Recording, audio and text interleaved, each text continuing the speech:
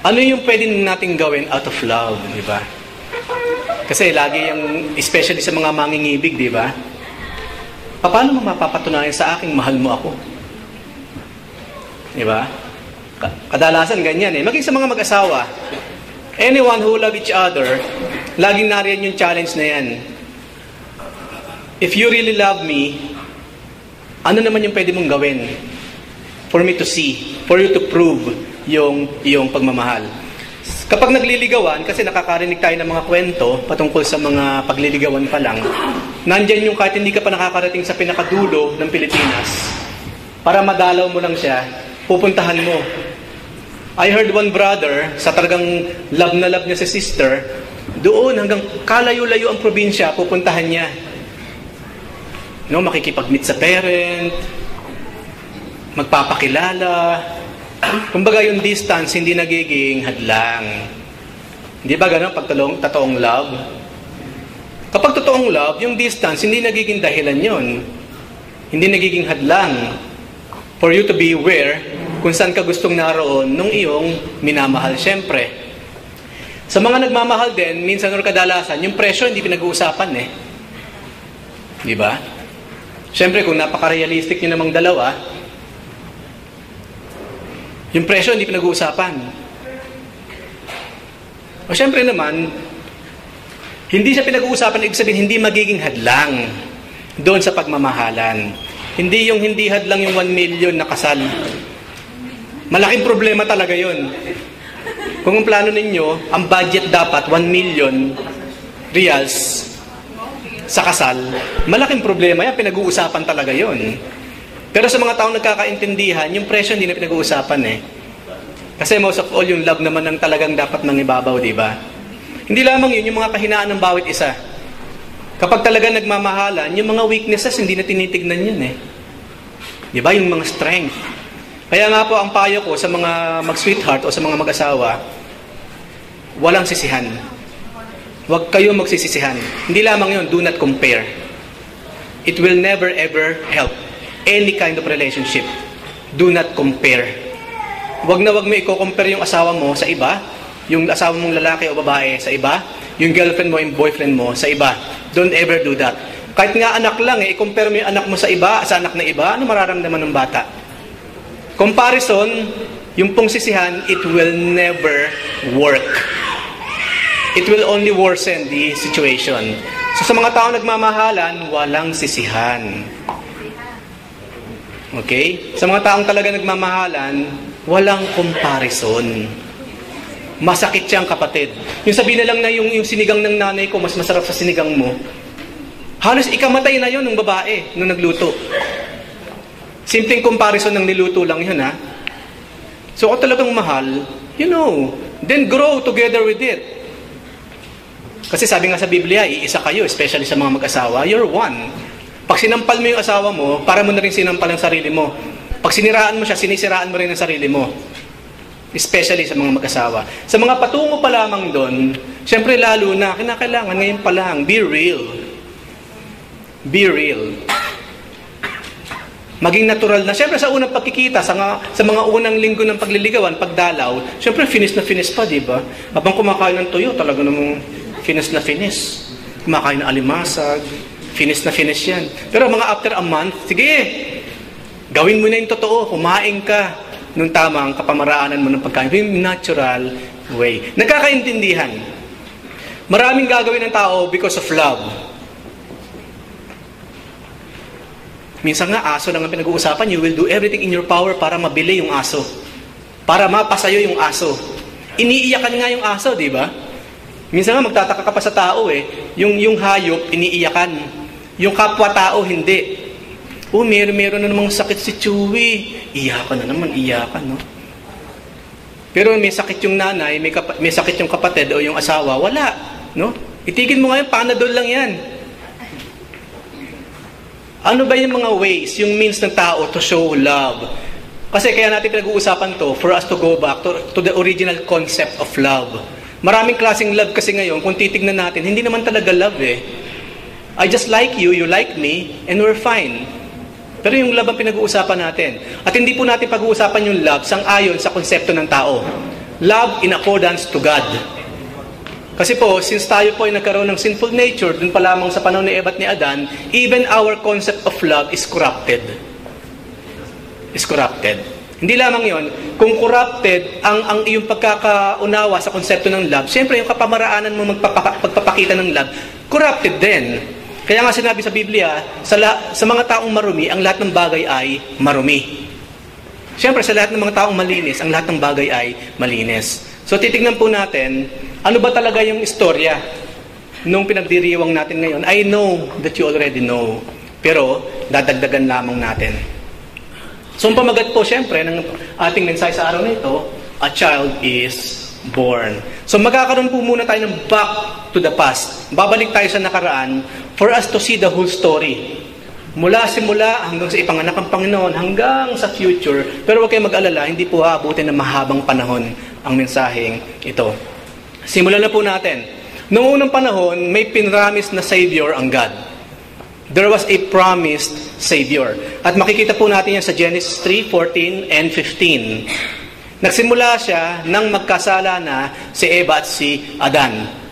The Lord God said to the serpent, kasi nagturoan na dyan tapos nang magturoan si Eva at si Adan, which is ugali ng mga tao. Kapag nagkaroon ng konting problema, si turo na yan. Sa trabaho, di ba ganyan? Pag medyo nagkaroon ng konting palya, si turo siya kasi. Iilan lang talaga yung mga nag-a-accept. So, si Adan, si Eva, kinastigo na ng Panginoon. It's about time si serpent naman. The Lord God said to the serpent, because you have done this, cursed are you more than all cattle, and more than every beast of the field. On your belly you will go. Kaya nga doon ngayon nagkaroon ng idea ang tao na kapag idinrowing mo sa Satan o yung serpent, ahas. Kasi yun ang sinabi sa Biblia, yun ang parusa sa kanya. And dust you will eat all the days of your life. And, verse 15, I will put enmity between you and the woman, and between your seed and her seed. He, yung ipinapangakong Savior, he shall bruise you on the head, and you shall bruise him on the heel. Sa paliwanag ng ibang relihiyon, yung babaeng binabanggit, of course, isang grupo ng religion. We do respect. At makikita na nga natin na babae ang kanilang sinasamba, at yung babaeng sinasamba nila nakatapak sa buwan, at merong 12 stars. No? Sa kapwa-tao nila ililagay yung sino mang sinisimbolize dito. Pero wala pong iba ang sinasabi dito kundi ang bansang Israel. Because out of Israel, dun magmumula yung Messiah. We know this. Mula sa 12 tribo ni Jacob, dun magmumula kasi yung promised Messiah na binabanggit dito. Nagawa nga, nung kalaban ni Satan, nasaktan ng Panginoon, di ba? Because I know that you know, nang pinag-usapan natin sa Lord Jesus Christ, dito nagsimula na nagkaroon ng prophecy na sinabi, yung bata, ang dudurog sa ulo mo. Pero, sasakmalin mo ang kanyang sakong. Nagawa naman talagang saktan ni Satan si Jesus Christ, right? Sangkaterbang pananakit ang ginawa niya sa ating Lord. Ito ang panimulain ng kwento. Mula kay Adan, hanggang sa mga sumunod na mga propeta, hanggang sa Malakay, umaasa sila sa pagdating nung sanggol na ipinangako ng Panginoon na magliligtas. So, ang faith po ni Adam, hanggang sa huling aklat ng Old Testament, through Malakay, lahat ng mga believers dyan, they believed on the coming child. And who is that child? Of course, we know, the Lord Jesus Christ. Hindi pa siya tinawag o pinangalan ng Jesus Christ. Maraming tinawag sa kanya, mga descriptions. Okay? At napag-aralan natin yan sa mga nakaraang mga Fridays. So, ang ginawa ngayon ni Satan, kasi alam niya kapag ang batang ito pinanganak, siya ang dudurog sa akin. Di ba sa trabaho, kapag mayroong rising star, hindi ka na mapakali? Sa school, let's say sa school, o sa lahat ng samahan, mayroong rising star. Sa ngayon, ikaw ang star. Bigla mayroong dumating at rising star siya. Kadalasan na nararamdaman tao, threat. Aba, sa school na lang, mas matalino, ha? Oh, mas maganda, ha? Uy, mas gwapo, ha? Yung rivalry, hindi nawawala, Embedded na yan sa puso ng mga tao. Look at yung naging anak mismo na ni Adan sa ni Eva. Si Cain saka si Abel. Rivalry nandun na. Embedded na sa atin mula nung fall, nung magkasalang ating mga magulang, yung rivalry nandun na siya. Hindi po pwedeng mas maganda siya, dapat mas maganda ako sa kanya. No? Kung makapal ang kilay niya, mas kakapalan ko ang kilay ko. Pakapalan na lang ng kilay or what? Nauso yung panipisan ng kilay. Panipisan naman. Isang buhok na lang talagang nakaganon, no? Isang pirasong buhok. No? Yung rivalry hindi nawawala Pasarapan ng luto, no? Nagluto siya ng sinigang, sarap. Nataong yun din na niluto mo, syempre. Ang gagawin mo ngayon, kasi naging biglang sinigang festival Isipin mo, isang Friday, hindi nag-usap-usap kasi kung ano lulutuin. Hindi pare-pare yung sinigang ang dala nila. Magkakaiba na lang yan sa dami ng fans. Alika, may sinigang nga pala dito, sinigang dito. Kanya-kanyang pila ngayon sa sinigang. Paramihan na lang, no? Ng parokyano or what. Yung rivalry, nandun na siya, bunga yan ng kasalanan. At si Satan hindi siya papayag siyempre. Especially yung darating, nakaribal ni Satan, dudulog mismo sa kanya. So Satan did everything in his power to stop the coming of the Messiah by his unrelenting effort to destroy Israel. Bago yung sa Revelation, we know the story from Genesis hanggang Malakay kung paano lahat ginawa ni Satan to destroy Israel. To the point, gumamit si Satan ng mga false prophets upang turuan ng Israel sumamba sa ibang Diyos. Makipag-asawahan sa mga hindi naman Hudyo o sa mga hindi naman kadugo ni Jacob. Lahat ginawa ni Satan to destroy this nation. Kasi doon magmumula ang Messiah. Ilang nations yung nagtangka na dumurog sa Israel, mga kapatid. Hindi sila nagtagumpay. Because it is God who is the protector. Through even, maging sa pamagitan ni Michael, ni Angel Michael, ginagamit ng Panginoon to protect Israel. Kaya nga, di ba, sa 6 Days War, noong 1960s, makailang beses tinry ng mga tao around Israel, nadurugan siya. Walang nangyari, hindi sila nagtagumpay because of God. Kasi merong covenant mismo ang Lord sa Israel. Hanggang huling panahon yan, mga kapatid. Sa pamamagitan po ng Israel, doon natin makikita kung paano magmahal ang Diyos. Yung pangako ko sa iyo, nung nagmamahalan tayo, hindi magbabago kahit hindi mo na ako mahal. Ganun po ang Diyos. Kaya nga maraming nagtatanong, Lord, bakit naman ganun tong bansang Israel pinagpapala mo pa? Maging ng panahon ni Paul. Ang sasama nga ay hindi nga sila kumilala kay Jesus Christ nung siya magkatawang tao, tapos pagpapalain mo pa lang. Ano sinabi sa Biblia? Because of my promise to their father Abraham. Ganun po, magmahal ang Diyos. Walang kinalaman kung sino ka ngayon sa akin, doon si pinangako ko sa yung pagmamahal nung araw. Sa mga tao, mahirap po yan. Kadalasan po ang tao, you're only as good as your last performance. Yung klase ng pagmamahal meron ako sa iyo ngayon, sang-ayon kung sino ka ngayon sa akin. Hindi mo ako mahal hindi na rin kita mahal. Ganyan naman ang tao, di ba? Hindi mo ako binibigyan, hindi rin kita bibigyan. Hindi mo ako pinapansin, hindi rin kita papansinin. Iyon ang tao. Pero ang Diyos po hindi. Hindi natin siya pinapansin, wala siyang ginawa kundi pansinin tayo. Hindi natin siya mahal, wala siyang ginawa kundi mahalin tayo. Ulitin ko po, walang kinalaman kung sino tayo ngayon, doon sa klase ng promise meron ng Lord sa atin nung araw. Hindi yun nagbabago. Even though we are faithless, He remains faithful. Yun ang difference. Lagi ko pong challenge sa mga wala pang asawa, you have all the chance to choose. You have all the time to choose yung tamang taong sasamahan ninyo for the rest of your lives. Pag pinakasalan na ninyo yan, that will be forever. Until death. Kaya po yung pagmamahal ang tinitignan, yung puso. Yung panlabas lang yan. Sinabi naman sa aklat ng Proverbs, di ba? Beauty is fleeting. Mawawala yan, bukas makalawa, yung ngipin niyan, lagas na. Kung minahal mo siya nang dahil sa ganda ng ngipin niya, bukas makalawa, wala nang ngipin yan. Mamahalin mo pa ba? Minahal mo siya kasi ang kinis-kinis, napaka-flawless. Bukas makalawa, hindi na flawless yan, flawful. Mamahalin mo pa ba? Kung minahal mo siya kasi ang laki ng sahod, bukas makalawa, hindi na makakapagtrabaho yan. Uugot-ugot na, sasakit ng tuhod, magkakapigsapa sa paa. Mamahalin mo pa ba? And yet, yun po ang standard ng tao. Pero hindi po yun ang standard ng Diyos. God is totally different from us. And yet, God is teaching us how to really love. Ang sabi sa aklat ng Revelation, sa dami ng mga ginawa ni Satan na kapamaraanan to destroy that child who is coming, nagkaroon ng revelation po ng maiksing, hindi super ikse na kwento mula dun sa Genesis hanggang sa huling panahon. Ano ba ginawa ni Satan sa span of time na yan? Revelation 12, 1-4. A great sign appeared in heaven, a woman clothed with the sun, and with the moon under her feet, and on her head a crown of 12 stars. At ang sabi nga nila, that is Mother Mary. With due respect. But that is not Mother Mary. No, it's not. That is Israel. That woman na binabanggit dito, that is Israel.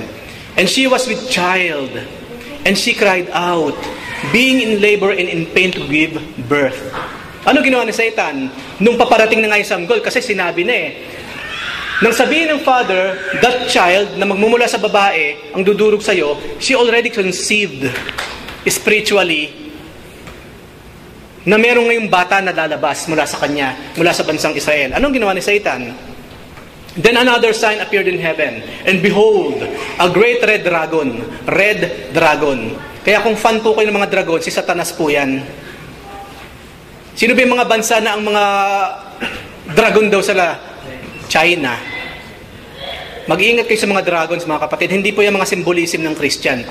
A dragon is not a Christian symbolism. That is the devil's, the demons, the devil's, Satan's symbolism. Not Christianic. Not Christianic. Behold, a great red dragon, having 7 heads and 10 horns, and on his heads were 7 diadems. And his tail swept away 1/3 of the stars of heaven and threw them to the earth. Alam na natin kung sino yun, Lucifer. 1/3 ng mga anghel sa langit, isinama niya sa kanyang rebellion against God. This is Lucifer or Satan. Ano ginagawa niya? The dragon stood before the woman who was about to give birth, so that when she gave birth, he might devour her child. Ginawa niya lahat para hindi panganak yung bata. Kaso ang tanong, mapipigilan ba ni Satanas na ipanganak ang King of Kings and Lord of Lords? Of course not. Of course not. And yet sa Egypt pa lamang, sa panahon ni Moses, makikita natin na yung effort ni Satan to stop the birth, ngayon na lamang. Ang example natin, Satan inspired the Pharaoh to destroy the future lineage of the Messiah. We know the story. Exodus 1:15-22. Maraming kapamaraanan, pero isa lamang itong example na gagawin natin. The king of Egypt said to the Hebrew midwives, whose names were Shiphrah and Puah, when you are helping the Hebrew women during childbirth on the delivery stool, if you see that the baby is a boy, kill him. Napaka-demonic, ano? Pag nakita niyo yung lalaki, patayin ninyo. But if it is a girl, let her live. The midwives, however, feared God and did not do what the king of Egypt had told them to do. They let the boys live. Maraming kapamaraanan ng Diyos. Then the king of Egypt summoned the midwives and asked them, why have you done this?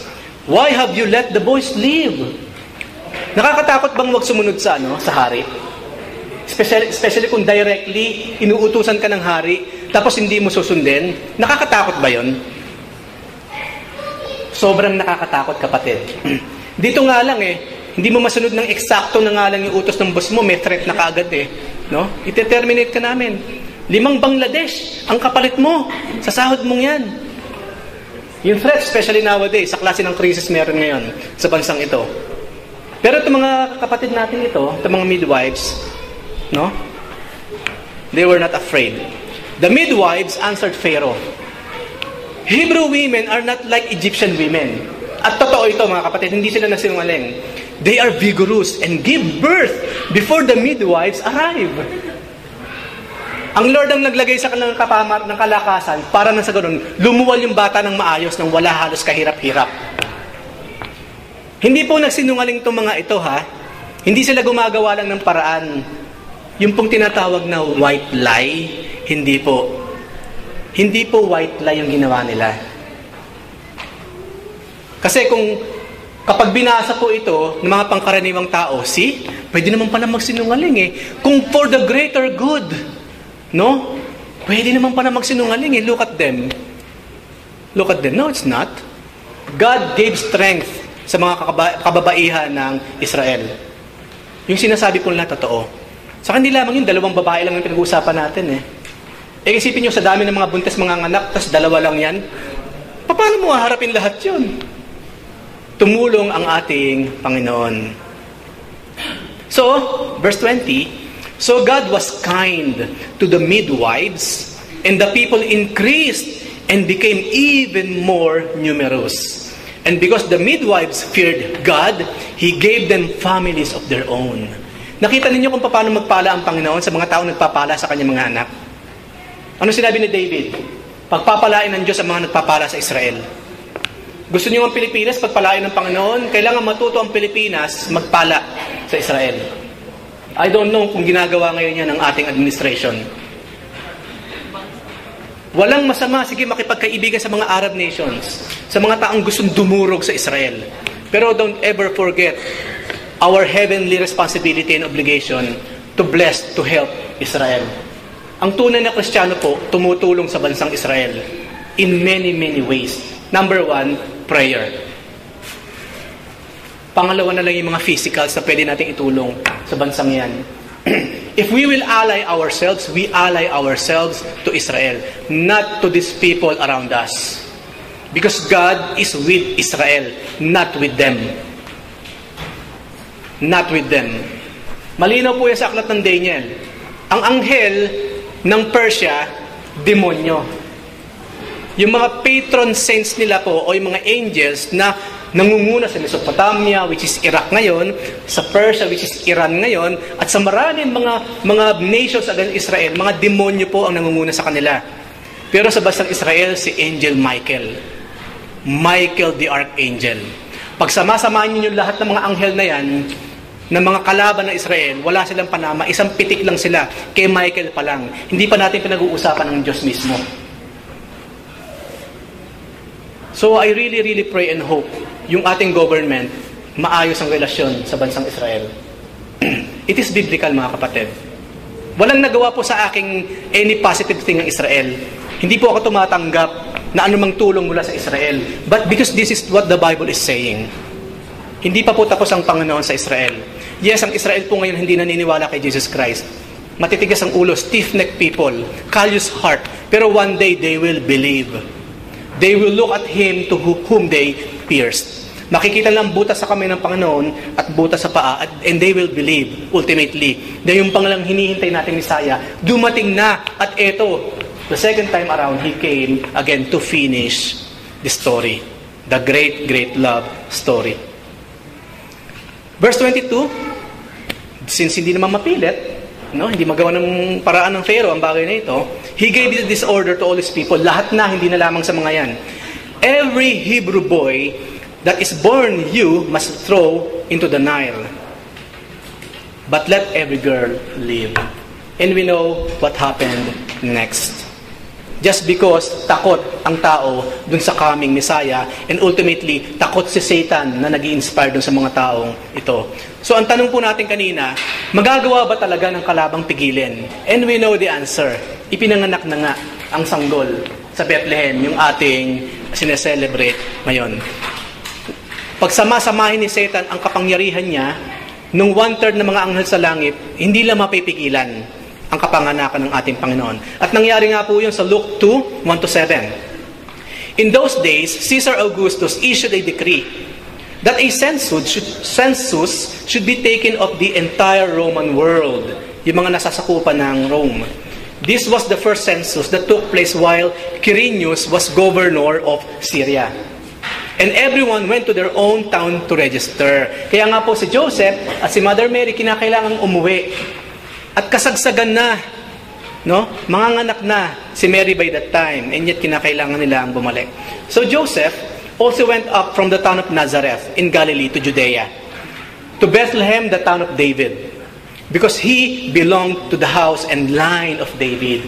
Kaya nga po yung dugo nila, kingly bloodline. At si Jesus Christ nga, di ba, yung pinakahuli sa linya, yung pinakahuli, siya rin naman ang pangunahin among all those kings, kasama si David. He went there to register with Mary, who was pledged to be married to him and was expecting a child. Through the Holy Spirit, nagbuntis si Mother Mary. At alam na natin ang kwento, right? Napag-usapan natin last time. One of the heroes of faith ng Christianity is Mother Mary. The Mary of the Bible. Hindi yung Maryng gawa lang ng tao. The Mary of the Bible ay mababasa ninyo sa Biblia. Tinanggap niya yung kahihiyan. Tinanggap niya yung kamatayang pwedeng ibigay sa kanya ng tao, yung judgment. Tinanggap niya. Ang sabi ni Mother Mary kay Angel Gabriel, "Be it unto me according to your word." Mangyari nawa sa akin ang inyong mga panukala. Hinarap ni Mother Mary. She is one of the heroes of faith ng Christianity. So we love her. Hinahangaan natin siya. She's giving inspiration to us. Because hero siya of faith. But hindi natin siya sinasamba. Worship is to God alone. To God alone. So, she gave birth to her firstborn, a son. She wrapped him in cloths and placed him in a manger, because there was no guest room available for them. Ipinanganak yung bata, at sa mga inawit natin kanina, di ba, ang unang nakarinig ng Christmas message ay yung mga shepherds na pag-aralan natin last time. Hindi mga hari, hindi mga priest, yung mga shepherd na nasa ilang, nag-aalaga ng mga hayop, sila ang unang binalitaan ng mga anghel. No, joy to the world, peace on earth. At ito mga kapatid natin, ito yung mga shepherd, tumakbo nga sila sa lugar na yun at nakita nila si Jesus Christ. At according sa napag-aralan din natin last time, dumating nga yung mga wise men. Yung wise men. At doon sa pinag-aralan natin, bakit daw tinawag na wise men yung wise men? Una, because they know the scripture. Alam nila ang scripture, samantalang hindi naman sila Hudyo. Hindi naman sila Israelita. Nanggaling sila sa Persia, from the east. And yet, they believed on the word of God through Daniel. Doon sa coming. Doon sa star na binanggit din naman ni Balaam. They believed on that and they waited for many, many years, hundreds of years. At nung makita nila yung star ni Jesus Christ, yun po yung sinisimbolize ng star na nakikita natin, they followed the star of Christ. Hindi lamang yun, matalino sila kasi hindi sila bumalik kay Herod. Because we know ano sinabi ni Herod. O sige, kapag nakita niyo kung nasaan yung bata, sabihin niyo sa akin para ako man ay makapagbigay, di ba? Ng papuri, makapagbigay siyempre ng homage doon sa bata. Pero we know what happened. Alam ni Herod na karibal niya yung bata. Again, ayaw po ng tao yung may karibal. Mga kapatid, kung Diyos ang kinakaribal natin, think about it again. Kakaribalin mo, Diyos? Diyos, kakaribalan mo. Ano laban natin sa Diyos, mga kapatid? Hindi, kailangan agawin ko siya. No? Huwag kang pumunta dyan. Huwag kang dumalo dyan. Parang sinabing, huwag kang pumunta kay Jesus. Huwag kang sumamba kay Jesus. Tapos magbibigay pa ng threat. Hindi nila alam ang ginagawa nila. Kinakaribal nila, Diyos. Yung Diyos na nagpapatubo ng bigas, ng palay. Yung Diyos na hinahayaan niyang huwag matuyo yung dagat, yung matamis na tubig, na pandilig. Yun ang kakalabanin nila. Hindi nila alam ang ginagawa nila. Sabi nga, kalabanin mo na lahat, wag lang Diyos, kapatid. Wag lang Diyos. The reason na kayo nakarating dito ng ligtas, that is because of God. Sa araw na ito, sa umagang ito, marami pong nadisgrasya sa kalye. And why are you here? Hindi kayo kasama. Because of our Lord. So if I were you, kung meron kayong mga mahal sa buhay, pinipigilan kayo sumamba sa Diyos na bumubuhay sa kanila, sabihin nyo ng diretsahan, kilabutan ka. Kaya tayo humihinga ngayon because of that God na kinakariban mo. Kaya yung mga batang yan lumalaki na mayroong pagmamahal sa atin because of that God na kinakariban mo. Kaya hindi nagbabanggaan yung mga planeta sa kalawakan because of that God na kinakariban mo. Kaya nagawa mong gumising ngayong umaga because of that God na kinakariban mo. Kilabutan ka sa iyong ginagawa. Challenge ko po yan sa ating lahat. Ang sabi ng Panginoon, kung mas uunahin mo sila, kung mas mahal mo sila sa akin, you are not worthy of me. Okay, fine, sa unang pagkakataon, pagbigyan mo. Second time around, pagbigyan mo. Pero kapatid, remember, hindi mo alam kung kailan ka mabubuhay sa mundong ito. Pinagbigyan ng pinagbigyan, last time na talaga bukas. Sa tingin mo ba, buhay ka pa bukas? Madalas kasi ganyan ng tao eh. Ang lakas ng loob. Hindi, hayaan mo. Next week talaga, next Friday talaga, dadalo na ako. Bakit? Sa tingin mo ba, buhay ka pa next Friday? Eh kung tong gabing ito, kunin ng Diyos ang buhay mo, yan yung bagay na hindi naiintindihan, naririnig pero lumalabas sa kabilang tenga ng maraming naturingang Kristiyano sa balat ng lupa. Always remember, any second now we can die. We may die. Pwedeng loobin ng Diyos na mamatay kang ngayon habang nag-uusap tayo. Huwag kang magmatigas. Huwag po tayong magmayabang. Huwag nating i-schedule ang Diyos. Ang Diyos ang gumagawa ng schedule, hindi ikaw. And yet we are singing, hallelujah. We're singing joy to the world. Nakikiselebrate tayo sa birth ng King, then treat Him as a King. Huwag natin gawing kanta lang, yung mga yan. I'm leaving you this challenge. Huwag kayong puro kanta lang mga kapatid. Ang buhay Kristiyano hindi hallelujah lang. Sa simpleng scheduling po, na testing ng Diyos kung anong klaseng faith meron ka. Sa simpleng priority in life, na test ng Diyos kung sino ka sa kanyang harapan.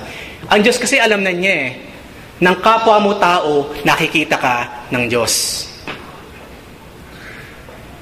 Hindi, ang sama talaga ng loob ko, sinaktan ako ng kapatid na yun eh. Bakit siya ba ang Panginoon ng simbahan? And because of the person, hindi ka na dumating? And yet, magsa-celebrate ka ng Christmas? Marami po kasing tao hindi talaga naiintindihan o nakikilala kung sino ba talaga yung sineselebrate natin sa mga panahon na ito. That is my challenge sa inyong lahat, mga kapatid. Don't tell me you are faithful. Show me. Don't tell us. Show us. Huwag mong sabihin matapang ka, ipakita mo sa amin matapang ka talaga. Huwag mong sabihin sa amin kaya mo ipaglaban ng Panginoon, ipakita mo sa amin kaya mong ipaglaban ng Panginoon. Simple lamang naman prinsipyo ng Biblia eh. Kung hindi kita magpagkakatiwalaan sa maliit, hindi kita pagkakatiwalaan sa malaki. Mag-pray ka na mag-pray ng abundant life. Mag-pray ka na mag-pray ng financial provision from the Lord. Hanggang prayer ka na lang. Do it. Show your faith. Show your worth. Pinagpapala ng Diyos yung mga tao marunong magbalik ng pasasalamat at pagpapala sa Kanya. Ngayon, napag-aralan namin ng mga nakarang Miyerkules, paano naman yung mga tao na wala nga silang panahon sa Diyos eh. Pero ang lalaki ng bahay, di ba? Ang daming kotse, ang daming pera, ang ganda ng trabaho. Alam niyo, para sa akin, tinatanong pa ba yun? Tinatanong pa ba yun? Kaya namang i-offer ng kalaban lahat yan na ibibigay niya kung kailan niyo gusto. In-offer niya nga kay Jesus Christ, right? Pero hindi kumagat si Jesus Christ. And yet ang tao, kagat. Kaagad. Kagat, kaagad. Yun po yung baby na pinag-uusapan natin. Wise yung wise men because talagang nandun yung taos-puso na pagkilala, pagbibigay galang, at yung tamang expression of faith sa ating Lord. Kaya po yung mga simpleng tampuhan, nagtampuhan lang kayo na wala ka na. Ako, para sa akin, sabi ko, Lord, napaka-unfair sa'yo, no? Kumbaga kami ang magkaaway, ikaw ang iniwan ko. To be honest with you, kawawa ang Diyos. Kung hindi siya Diyos, sobrang kawawa na siya. Pero maraming salamat, Diyos siya. Ang nakakawawa, tayo, hindi siya. Sino ba apektado? Tayo o siya? Tayo, kapatid. Tayo. Tayo. Ngayon, nung lumabas yung sanggol, ang ginawa naman ni Satan, kasi hindi niya mapigilan ng paglabas ng baby eh. Satan tried to corrupt the grown-up Jesus. Yun naman ang ginawa niya. Matthew 4:3-11, yung sinasabi ko kanina. The tempter came to him, to Jesus Christ, and said, if you are the Son of God, tell these stones to become bread. Kung talaga anak ka ng Diyos, gawin mo bang tinapay ang batong ito? Kapag nababasa ko yun, naalala ko, tao pa rin eh. Maraming tao kasi ganyan eh. Lord, kung talagang ikaw ang Lord ng buhay ko, gawin mo po ito, Lord. Patunayan mo sa akin, ikaw ang Jesus, ikaw ay Diyos. Ibigay mo po sa akin tong bagay na ito. Sa mga anak ng Diyos, hindi po masamang humingi sa Diyos. Anak tayo eh. We can ask anything, but the motive of our hearts, our priority, doon po magkakatalo. Akala ni Satan, mapapakagat niya si Jesus Christ sa panguuto niya.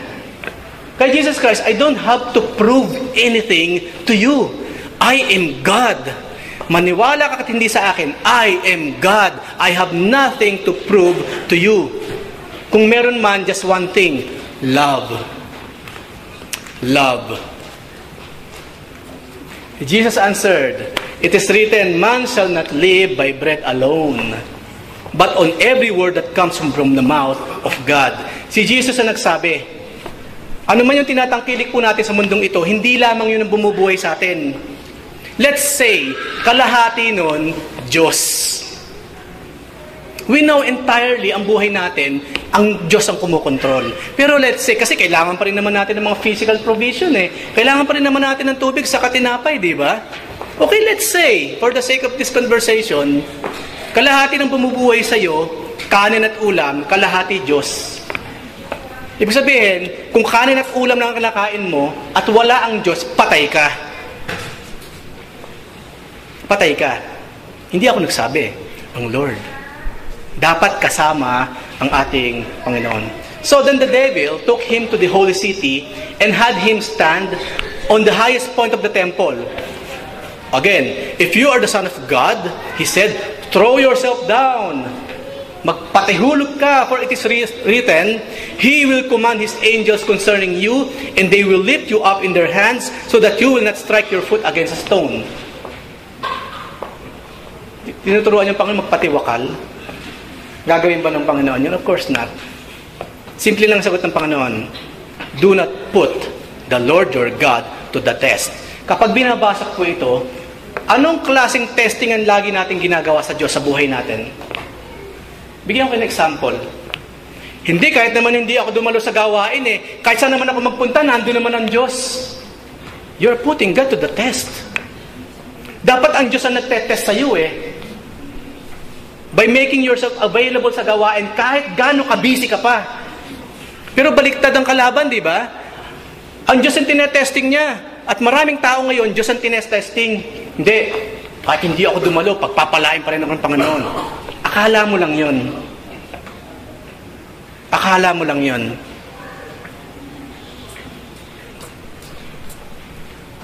Sabi nga nila, dapat kung saan naroon ng Panginoon, nandun doon tayo eh. Kasi Lord siya eh. Di ba? Dapat kung saan naroon ng Panginoon, nandun ang kanyang mga disciples. Nakita naman natin sa Biblia yun, di ba? Kung saan magpunta si Jesus Christ, nandun ang mga disciples, sa mga apostles, right? Dapat ganun din po tayo, mga kapatid. Because we are disciples of the Lord. We are followers. Pero kung nandito ang Panginoon, ikaw naman nandito, do not consider yourself disciple at all. You are an spectator. You're just watching. You're not kasama. Hindi ka talaga kasama, actively kasama ng Lord. You're just watching at a distance. Naghihintay. Kung magpapala ang Panginoon, penge. Kapag nagpagaling, penge. Verse 8. Again, the devil took him to a very high mountain. At yun nga, sinabi diyan, all this I will give you, he said, if you will bow down and worship me. Jesus said to him, enough. Away from me, Satan, for it is written, worship the Lord your God and serve Him only. Nakita niyo yung naging pantapat ni Satan in order na wag gawin ng Lord yung dapat niyang gawin. Kung ano yung pinang-akit niya, the kingdoms of this world and their splendor. Akala ni Satan, kapag inoffer niya yung anuman meron sa mundong ito, tatalikdan ng Panginoon yung kanyang goal, yung kanyang assignment. At then again, diyan po tayo kadalasang nagkukulang. Kapag meron ng inoffer ang mundo, you really cannot say no. Maiintindihan naman ng Diyos. Maiintindihan naman ng Panginoon. Nung mapagtagumpayan ng Panginoon, ang lahat ng ito, lahat ng pandilin lang ni Satan, Then the devil left him, and the angels came and attended to him. Pag tayo po nagtagumpay sa lahat ng panlilinlang ng kalaban, nakandahirap tayo para magtagumpay sa tulong ng Panginoon, the angels will come. Iko-comfort tayo. Kasi mahirap eh. Halimbawa, paano naging mahirap yung pagsunod sa Diyos? Kasi mamimili ka eh. Dadalo ako ngayon? Ako ang magbibigay? O itatrabaho ko na lang, ako ang bibigyan? To be honest, maraming nahihirapan dyan. Sa simpleng arithmetic na yon. Dadalo ako ang magbibigay, or papasok na lang ako sa trabaho, ako ang bibigyan. Maraming nahihirapan dyan. Subukan mo, kapatid. Ikaw ang dumalo, ikaw ang magbigay sa Diyos, mahihirapan ka. Iisipin mo ko, sayang yung kita. Kapatid, the angels will come, they will comfort you. Pero hindi mo mararanasan yun kung lagi kang bibigay ng bibigay sa tawag ng mundo. Ang mga taong talagang nakakaranas ng miracles in life, yung laging nakadikit kay Jesus. Yung laging sumusunod sa salita ni Jesus. Yung iba, siyempre, hindi. Spectators, listeners, standing at a distance, nanonood lamang. At ayaw natin ng ganyan. Ang Panginoon po, yung babying pinag-uusapan natin, sa kabila lang lahat ng pananakit sa Kanya, sinampal siya. Basahin niyo yung aklat ng Isaiah. Hindi na inelaborate sa New Testament. Yung pumbalbas ng Panginoon, sinabunutan yan. Sa mga babae ba, naranasan niyo makapagsabunutan? Sa mga lalaki, naranasan mo makapagsabunutan or what? Ang sakit nun, di ba? Yung pinaghiwalay ko yun, tapos may isang bungkos na buhok, yung nasa kamay. Ang sakit nun sa anit, kasi balat mo kasama eh. Maaaring meron sila nakaranas nag-away, no? Nag-away, nagsabunutan or what. Si Jesus Christ po, ganun ang ginawa. Hiniklat yung balbas niya, pinagsasampal siya, sinipa, sinaksak, of course, to make it worse, pinatay. Kaya nga sabi nila, kapag si Jesus Christ daw, makikita mo, habang nakabayubay sa krus ng Kalbaryo, by that time, hindi ka tulad sa Hollywood, para ka na nakakita ng lamang nakasabit sa krus. Laman. Laman na nakasabit sa krus. Sa klase ng pahirap na ginawa sa Kanya. Doon lamang sa krus yun. Paano na yung buong buhay niya, especially nung magsimula siya sa kanyang ministry. Grabe yung pang-aapi, di ba? Sariling kapatid niya, hindi siya paniniwalaan. Sariling bayan niya, hindi siya tinanggap. Marami pong dahilan si Jesus Christ para magpaulan ng kidlat by that time.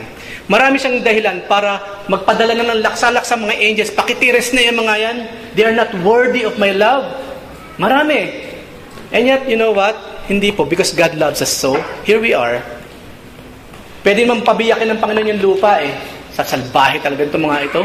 No? Pinagpagaling na nga ako, nagpalayas ako ang demonyo, nagpakain na ako ng marami sa pangitan ilang pirasong tinapay sa kaisda, ganyan pa rin sila. Lupa, lamunin sila. Pwedeng gawin ng Lord yun. But because God loves us so, hindi niya po ginawa.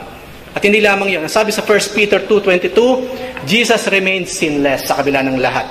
He committed no sin and no deceit was found in His mouth. Sa hinaba-haba po ng ministry ni Jesus Christ, hindi po siya ng loko. Hindi po siya ng uto. Which is a very, very far cry sa maraming mga churches nowadays. Mangangako ng mga bagay na hindi naman totoo. Dumalo ka lang sa GCC. 1 taon lang, kapatid, yayaman ka na. Nakakatawa, di ba? And yet, there are churches like that. Dumalo ka lang, brother, maging faithful ka lang sa Lord sa pagbibigay. Titiba ka, kapatid. Parang negosyo lang yan eh. I mean, gagamit ka na example, negosyo. Nag-uusapan natin kaluluwa. Come on. Sabi nga namin sa isang pag-aaral namin, many people nowadays are making Christianity very, very cheap. Christianity is not cheap at all. It is priceless. Kasi dugo ng Diyos ang pinanghugas sa church. No deceit.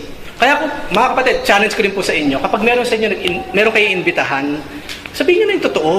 May gawain kasi. Hindi birthday. Ano kasama kami birthday? Tapos pagpunta dito, gawain na may birthday. Siyempre yung tao ngayon, natutulala na lang siya. Natutulala. Hindi lamang yun. Tara, sama kami party. Christmas party. Kapatid, deceit yan. Please. Deceit po ang tawag dyan. Panloloko yan. Kung merong gumagawa niya sa inyo, please stop. Alam niyo kung bakit? Kinakailangan bang magsinungaling para yung tao may sama mo sa paanan ng Diyos? Hindi lamang yun, magiging katanggap-tanggap pa sa Panginoon na, anak, maraming salamat. May dala ka na namang 5 kaluluwa. Opo, Panginoon, sabi ko kasi may party. Hindi ko talaga sinabing gawain to. Magugustuhan kayo ng Panginoon? Magugustuhan ba niya? Siyempre, hindi. Hindi lamang yun. Kapag ginawa natin yun, parang inilalagay mo na sa kamay mo ang kaligtasan ng mga tao. Na kung hindi dahil sa iyo, hindi sila maliligtas. Kapatid, hindi. Ang Ama ang naglalapit ng kaluluwa sa anak. Ang Ama ang tumatawag, hindi ikaw. So, huwag ka nang manlinlang para makapaglapit ng kaluluwa sa paanan ng Diyos. Do not. Hindi yan gawain ni Jesus Christ at hindi yan dapat maging gawain din ng bawat Kristiyano. Do not. Blasphemy mo yan, mga blasphemy. No wonder, yung mga ganun ng kapamaraanan kapag hikayat ng kaluluwa, sandali lang, wala na yung mga tao. Siyempre, mag-e-enjoy na sa una. Nandito na tayo kung magagawa natin. Kala ko naman, birthday party lang to. Kakain lang yan, next time, ayaw na. Kung dadalo naman sa susunod, maalala niya, teka, naiimbitahan kami nito. Sabi niya, birthday party eh. Di ba nakakahiya? Maalala nila yun eh. Tapos maimemensahe pang ganito. Titingin sa'yo, siyempre. Ganun ang ginawa mo sa akin na nakaraan, ha? Pero sige, pinapatawad na kita, pastor, or what? Be careful. Okay, be careful. Dapat wala rin tayong deceit sa ating mga bibig. Ngayon, kapag Pasko po, panghuli, masayang-masaya mga tao, di ba?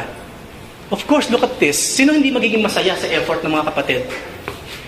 I really hope na yung mga dumating na makita ninyo yung mga ito, nakikita ninyo ang kaluwalhatian ng Panginoon na lumabas through the talents of the brothers and sisters na gumawa niyan. Malaking epekto na for us to be joyful. Kasi yung creativity ng Panginoon, nakikita natin sa creativity ng ating mga kapatid. So we are really joyful. Diyan pa lamang. Joyful din tayo sa naghihintay sa ating mga regalo, sa exchange gift, sa mga parapol mamaya, and so on and so forth. Of course, kasi ito lagi yung panahon na kailangan joyful tayo. Dapat lang, kapatid, dapat lang. Okay? Pero alam niyo ba, yung tao na dahilan kung bakit tayo joyful, siya yung tinatawag na the man of sorrow sa Biblia. He was the man of sorrow. Christmas is full of joy and hope because Jesus carried our sorrows. Anong katibayan? Isaiah 53, 2-6. For he grew up before him like a young plant, and like a root out of dry ground.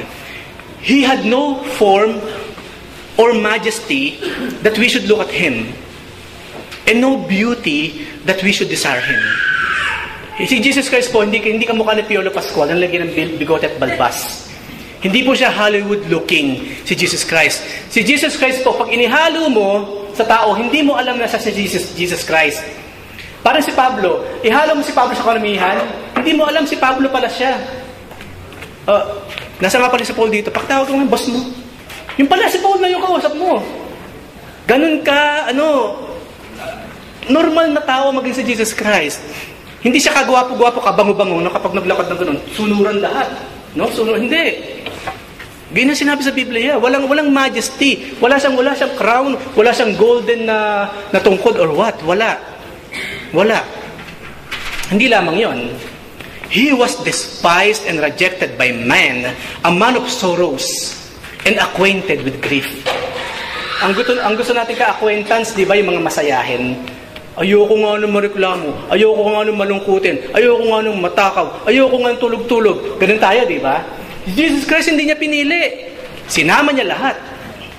Kung sino pa nga yung mga pinakamalulungkot, yun ang sinatinawag niya. Oh, come to me, all you who are weary and heavy laden, and I will give you rest. Nakita niyo yung kahibahan ni Jesus Christ sa tao? Ganun siya. Oh, sino po ang troublemakers dito? Siyempre, walang magtatas ng kamay, di ba? Magtapat na po, magtapat. No? Kasi po yung mga troublemakers, isasama ko sa aking kaharian. Taasan ng kamay lahat, siyempre. Sino pa sa atin hindi troublemaker? We are all troublemakers, mga kapatid. We are. Even me. Pero maraming salamat sa Panginoon. No? Sanay siya sa atin. Tayo yung company na nais niya. And as one from whom men hide their faces, he was despised, and we esteemed him not. Yan ba ang anak ni David? Walang beauty. Ang kuko, tingnan mo naman, ang kamay, puro kalyo. Karpentero, saan nakakita ng ganyang king? Ganun sila nung araw. Dinispise talaga ng Lord. Dinispise ng Lord. Pero ano sabi sa verse 4? Napakaganda rin sinabi sa verse 4. Sa kabila ng low esteem na binibigay ng tao sa Kanya, surely, He has borne our grief and carried our sorrows. Yet, we esteemed Him stricken, smitten by God, and afflicted. But He was pierced for our transgressions. He was crushed for our iniquities. Upon Him was the chastisement that brought us peace. And with His wounds, we are healed. All, tayong lahat, we like sheep have gone astray. We have turned everyone to his own way. And the Lord has laid on Him the iniquity of us all. Habang tayo nagkakandasayahan kapag Pasko, si Jesus Christ po, He was the man of sorrow. Kaya tayo masaya kasi lahat ng lungkot, inako ng ating Lord. That's why joy to the world. That's why Prince of Peace. Kaya maraming salamat sa ating Lord.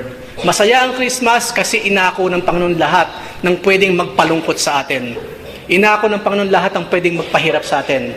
And we must always remember that bago natin siya saktan, bago natin siya talikuran, bago natin siya itsakwera, bago natin siya ilagay sa huling priority ng ating listahan sa pang-isang linggo nating buhay, isipin mo yan, kapatid. You are happy now. You are joyful now. You are blessed now because of what He did for you. Yun po yung baby na sineselebrate natin ngayon. At panghuli, thoughts to ponder. That baby born in Bethlehem brings joy to the world and peace on earth. At alam na natin naging kapalit nun. That baby grew up to be a man of sorrow for us to have everlasting happiness. At ini-enjoy natin ngayon yan. So kung gusto ba natin makabawi sa Panginoon, share the Jesus of the Bible. I-share mo siya sa lahat. Be an evangelist. That's the best Christmas gift we can offer to Him. Kasi po yung mga regalong yan, kay Jesus Christ ba yan? Meron ba sa atin dito may dalang regalo para kay Jesus Christ? Sino sa atin nagdala ng regalo ngayon para kay Jesus Christ? Nasaan? Wala, di ba? Wala, of course. Ano ba namang physical na regalo pwede may bigay sa Panginoon? Pag-aari niyang lahat yan. Pag-aari niyang lahat yan. So ang gusto ng Panginoon, i-share natin siya sa iba. So this Christmas, mga kapatid, Jesus Christ must be the center of attraction. He must be really the reason for this season. Doon lamang tayo babawi sa mga birthday, sa mga panahon na ito.